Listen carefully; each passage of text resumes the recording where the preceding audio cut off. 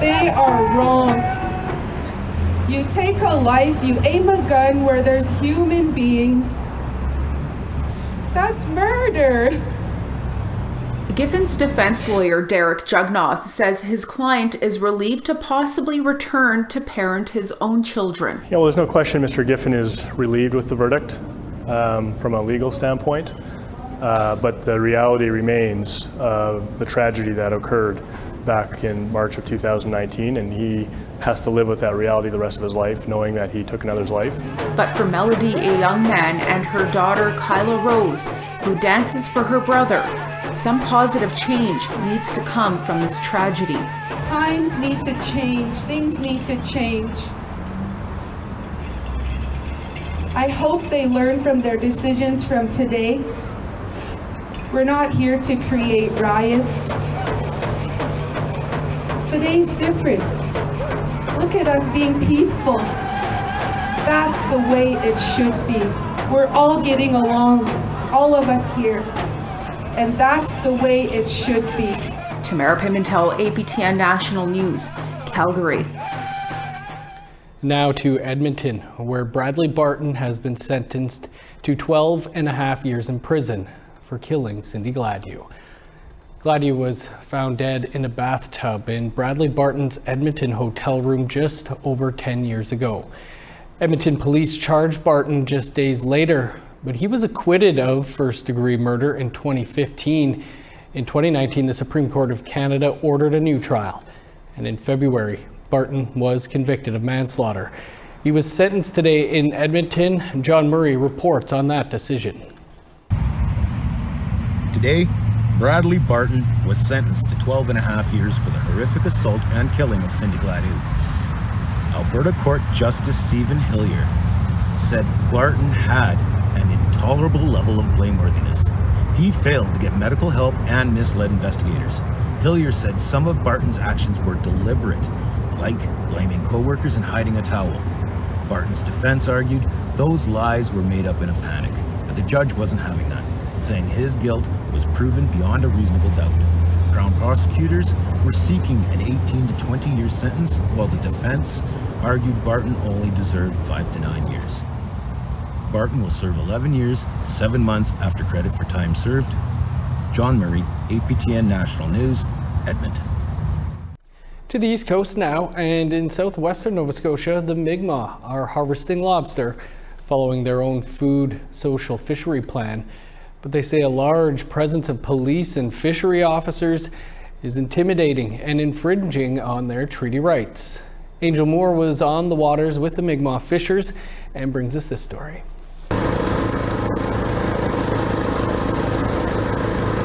Community member Angela Sloan-White is learning to fish with her own tags. She feels great about it, but is worried. Oh, well, of course it makes you feel more proud. It's you're showing your community that, you know, you can get out there and practice your rights and hopefully not have any problems doing that.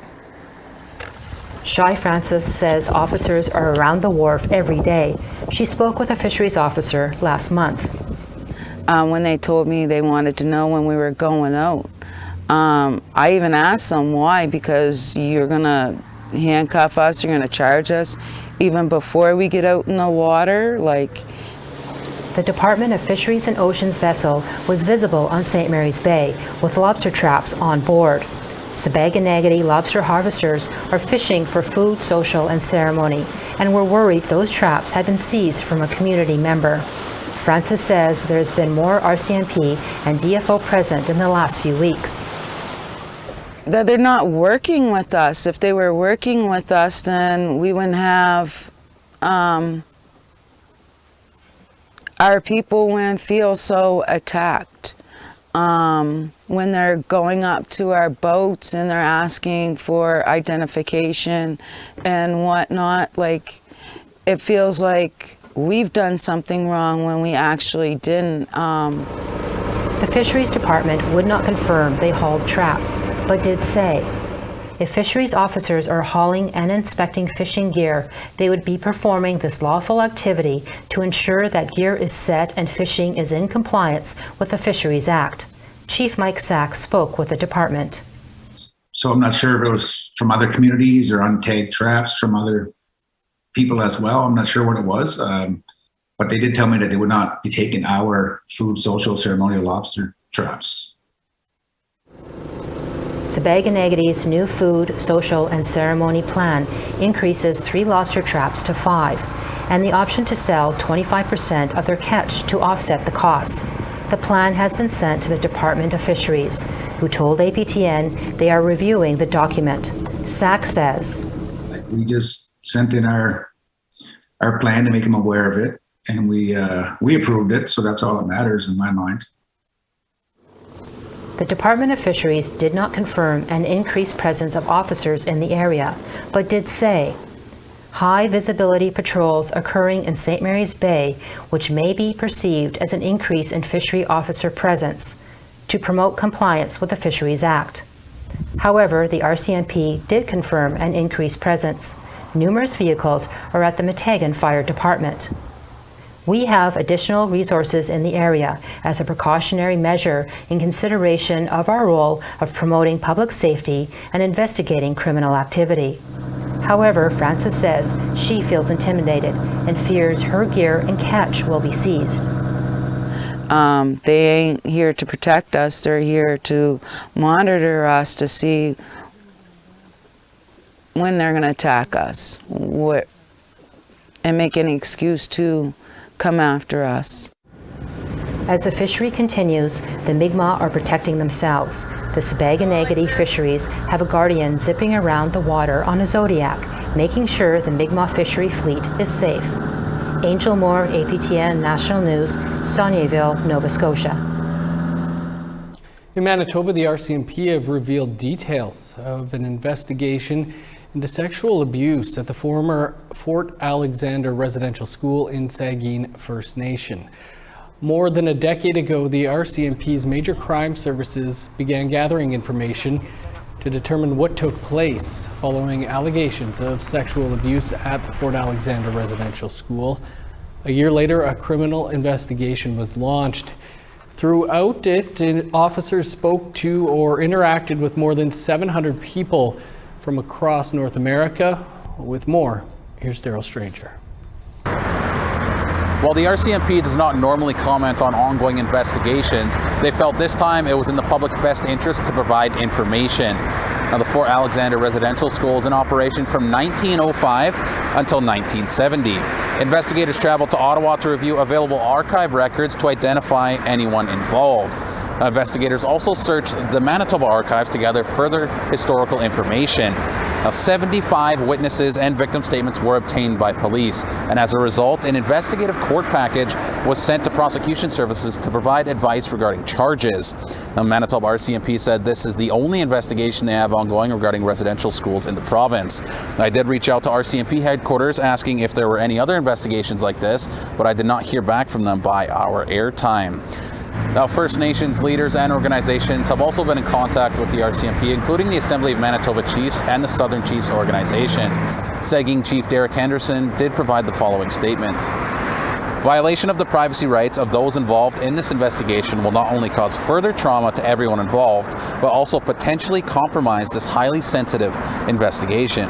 Now, no charges have been laid as of yet, and the investigation is still ongoing. Daryl Stranger, APTN National News, Winnipeg. They went to a hospital in Quebec and never returned. Members of the Atikamekw, Innu, and Anishinaabe nations recently met for a week of commemoration for a tragedy they all have in common: their deceased and missing children. This is a story by Shushan Bacon, read by Tom Fenario.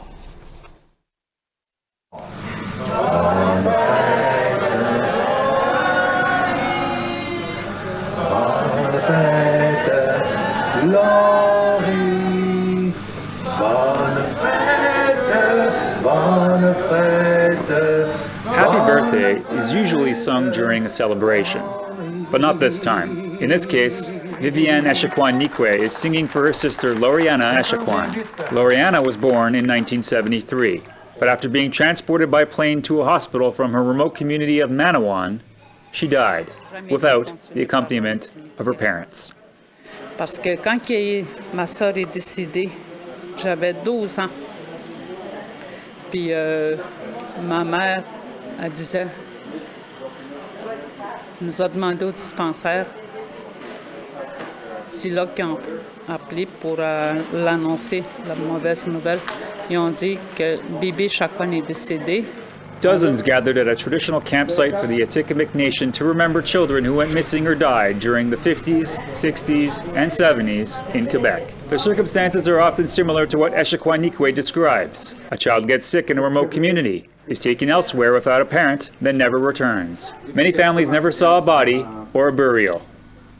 Pierre-Paul Nikwe has two brothers who went missing in the late 50s. As toddlers, they went to a hospital and then never came back. Despite this somber occasion, Pierre-Paul is happy to see everyone who answered the call to attend this gathering. On a une association qui est l'association Awashek, les petits êtres de lumière, on participe, mais l'événement il a été fait à titre par des familles qui se sont engagées personnellement. C'est séparé de l'association Awashek. Mais on travaille ensemble. This sharing circle is made of family members who have lost a loved one. In the middle, they deposit objects in honor of the children. In 2017, the story of many of these children came out during the Missing and Murdered Indigenous Women National Inquiry. Without the knowledge of their parents, some children were simply placed with non-Indigenous families once they recovered from their illnesses, which leaves doubts in Echaquanikwe's mind about what really happened to Loriana. Une chance que j'ai eu courage à elle. Qu'on fait des démarches de chercher ma sœur, Loriana, parce que c'est sa fête aujourd'hui, Loriana. It wasn't just the families that made the trip. Yann Lafreniere is Quebec's Indigenous Affairs Minister. He put the flag of Quebec at half-mast. More concretely, Quebec recently adopted Bill 79.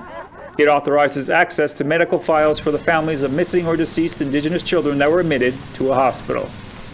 According to Lafreniere, the estimate of missing children is at least 200.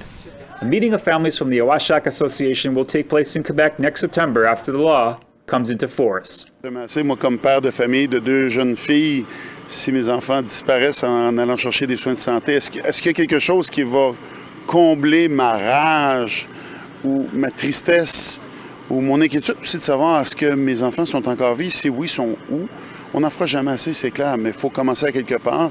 AFN Regional Chief Gislain Picard says that they will continue to push for resources to bring as much closure as possible for the affected families. Par expérience, il va toujours falloir rappeler le gouvernement sur les attentes que ces familles-là ont. Et pour nous, c'est ça notre rôle. C'est pas quelque chose qu'on veut imposer. Donc, c'est important aussi pour nous de savoir comment les gens se sentent. For now, Echaquanikwe and the other families will take all the help they can get to find their sisters, their brothers, their daughters, or their sons. Moi, je crois à ça, qu'ils vont continuer à faire des recherches de ma sœur. Mais pas juste ma sœur, tout le groupe, la famille, toutes les personnes qui sont ici. A story by Shoshan Bacon, APTN National News, Lac-de-Selle, Quebec. Heartbreaking stuff. Still to come, a deal for Grassy Narrows decades in the making. Stay with us.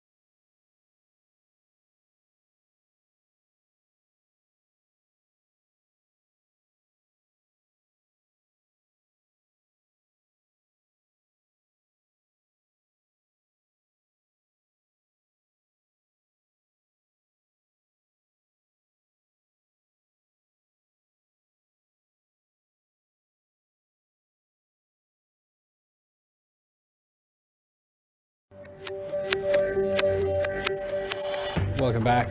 Grassy Narrows residents poisoned by mercury will have a shot at better health care. The federal government has promised to fund a mercury care home. Michelle Karlinzig has more on the nearly $70 million deal. For half a century, Grassy Narrows residents have dealt with debilitating symptoms from eating fish poisoned with mercury. Robert Williamson is one of those people. He suffers with tremors and paralysis. I have absolutely no strength. Like I can't even bust a grape. So I have to push my jaw up at the same time to chew. So it's getting worse also. After today, Williamson may have better access to health care for his symptoms. Indigenous Services Minister Mark Miller traveled to Grassy Narrows yesterday and signed a $68.9 million agreement for a mercury care home, a long-term care facility for residents living with mercury poisoning. There's one thing building the facility, it's one thing operating it with first-class care and mercury treatment that these people deserve, absolutely. Grassy Narrows has grappled with the effects of mercury poisoning since 1960, after the Dryden Paper and Pulp Mill dumped tons of mercury into the Wabigoon River upstream from the community.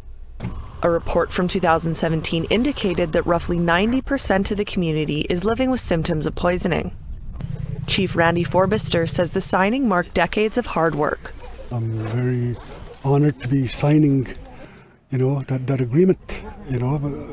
Like I said, we're here. We're not going anywhere. We're here to stay, and the next leadership will just keep taking it on and continue to work. Minister Miller and Chief Forbister enjoyed a local feast and walked around a drum circle to end the day's festivities. Williams says he's glad to see funding, but the damage goes further than money. A lot of things were taken away from us by this mercury that was dumped in the river. It took away more than our health. It took away our well-being, and it took away my friends. Construction on the care facility is set to start in spring 2022. Michelle Karlinzig, APTN National News, Grassy Narrows First Nation, Ontario. Federal NDP leader Jagmeet Singh visited the First Nation with the longest boil water advisory in Canada on Monday. The stop in Neskantaga First Nation in Northern Ontario is part of Singh's week-long tour of Indigenous communities. He also visited the evacuees fleeing forest fires who are staying in Thunder Bay. Neskantaga First Nation has been under a boil water advisory for 26 years. Singh says some of the things he heard from the youth in Neskantaga were chilling and heart-wrenching. The NDP leader says some spoke of fighting for clean water at 10 years old and feeling like they're being treated like animals. We've got kids, 14-year-olds, 20-year-olds, 24-year-olds, who have never been able to drink out of their own homes, the tap in their homes. They don't know what that's like. One youth shared a story of having to go to another community where there was clean drinking water, and her friends asked why she always had bottled water, why she wouldn't just drink the tap. She's like, I grew my entire life, I grew up not knowing if I could drink the water. I just can't bring myself to do it. Time for another quick break, but stick around, there's much more to come.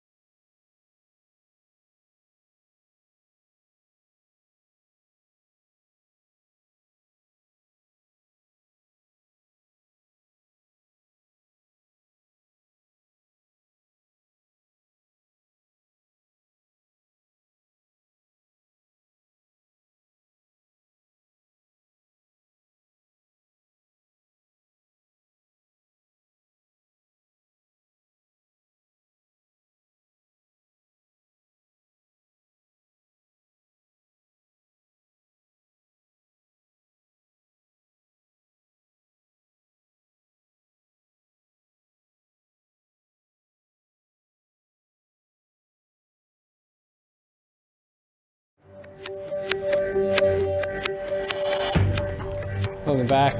Time now for our photo of the day. Our regular contributor William Fowler sent us this beauty photo of a fishing camp along the Widzen Kwa Canyon located on Witsit, British Columbia. Beautiful shot. As health orders turn into recommendations across the country, we would like to see some pictures of your immediate family as you gather for birthday celebrations, special events, or feasts. Send your photos to share@aptn.ca and then tune in each day to see our photo of the day. Time now to take a look at tomorrow's weather forecast. Starting on the east coast, 23 and showers for St. John's, 19 with rain in Halifax. Rain in Nain with a high of 10, 20 in Kuujjuaq. 24 under sunny skies for Montreal, 22 in Chibougamau. Sunny and 24 for Sault Ste. Marie, partly cloudy and 24 in North Bay. Showers and 24 for Thunder Bay, 23 with rain in Sioux Lookout. 22 in God's Lake, sunny and 24 for Norway House. 29 with showers in Winnipeg, 35 with rain in Brandon. Sunny and 30 in Regina, 27 in Saskatoon. 21 in Uranium City, 26 for Meadow Lake. Over to northern Alberta, 25 in Fort McMurray and Peace River. 32 in Medicine Hat, sunny, and 28 in Edmonton. Sunny and 25 for Vancouver, smoky, and 34 for Kamloops. 25 in Fort Nelson and Prince George. 17 with rain in Old Crow, 20 for Whitehorse and Mayo. 20 in Yellowknife, 26 for Fort Simpson. 6 in Sax Harbor, showers in 8 for Polituck. 18 in Arviette, 9 in Cambridge Bay. 6 in Resolute, rain, and 4 in Igloolik.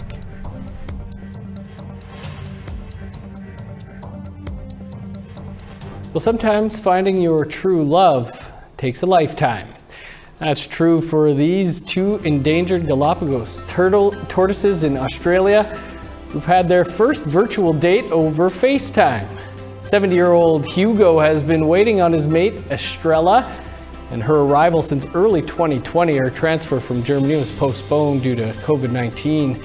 Estrella will have to quarantine when she arrives down under before joining her new boyfriend. And we wish them all the best. That's all the time we have for your APTN National News for this Tuesday. For news anytime, visit our website, aptnnews.ca. Stick around. An encore presentation of Face to Face is next. I'm Dennis Ward. Thanks for being with us. Have a great night.